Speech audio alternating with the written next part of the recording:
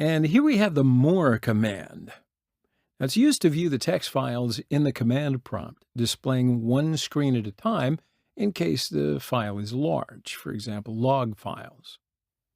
So if you press Enter or space, it'll move to the next page. The line number specifies a line where you want to start displaying the text content. And you can press Q to quit.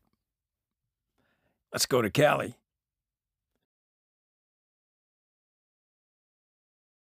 All right, so we can open the syslog file because it's large enough to open with the more command. And it's under the /var/log folder.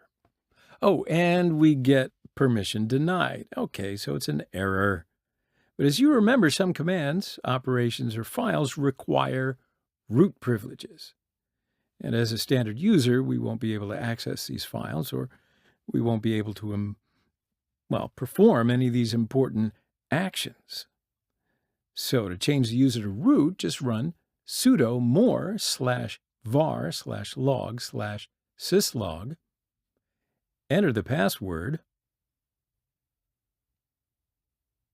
Okay, so let's press Enter or space to go to the next page. We can also see how much of a percent of the file that we've already read. And press Q to exit. So let's add a line number. If we add a number with a dash, it'll display the 12 lines in a page.